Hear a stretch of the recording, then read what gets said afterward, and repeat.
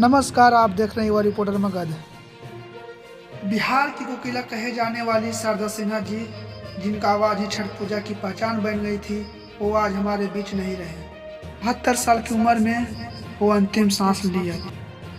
छठ पूजा पर पुकारती आवाज छठ के दिनों में ही शांत हो गई।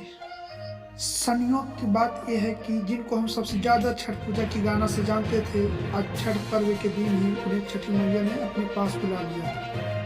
जिस आवाज छठ की शुरुआत हुआ करती थी, वही आवाज आज छठ के शुरू होते ही खामोश हो गई। छठ पूजा और शारदा सिन्हा के गाने सिर्फ गाने नहीं, बल्कि एक इमोशन है जो पूरे विश्व को बिहार से जोड़ता है।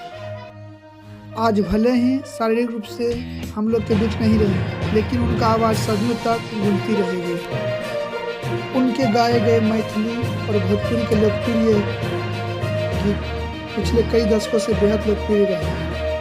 छठ महापर्व को समर्पित उनके गीत बिहार के उत्तर प्रदेश और झारखंड के हर घर का हिस्सा है।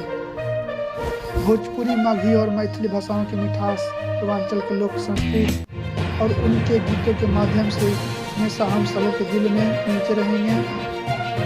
शारदा सिन्हा का जन्म 1 अक्टूबर 1952 के राघोपुर बिलास गाँव, सुपौल जिला में हुआ था। उनका ससुराल बेगूसराय के सिन्हवा गाँव में है। उन्हें अपना करियर मैथिली गीत गाकर शुरुआत की थी। शारदा सिन्हा ने अपने पूरे करियर में 62 छठी गीत गाए थे। शारदा सिन्हा ने कही थी कि इन गीतों के गाकर मैंने अपने संस्कृति और परंपराओं को बचाने की कोशिश की। शारदा सिन्हा हमेशा छठों गीतों के माध्यम से जुड़ी रही। उन्होंने केलवा के पात पर उगेला सूरजा मला झुके झुके और सुने छठी माई जैसे प्रसिद्ध गीत गाए थे।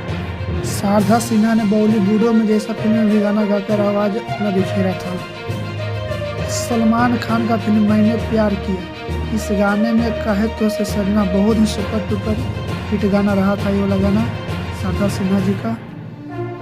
शारदा सिन्हा जी काफ़ी सोशल मीडिया पर एक्टिव रहते थे और अपने फैंस से जुड़े रहते थे। शारदा सिन्हा जी को संगीत के योगदान के लिए उन्हें 1991 में पद्मश्री, 2018 में पद्म विभूषण से सम्मानित किए गए थे। वीडियो आप लोग को अच्छा लगा हो तो लाइक कीजिएगा और सब्सक्राइब चैनल को नहीं किए तो कर लीजिएगा और कमेंट करके उनको आत्मा की शांति जरूर दे दीजिएगा। जय हिंद।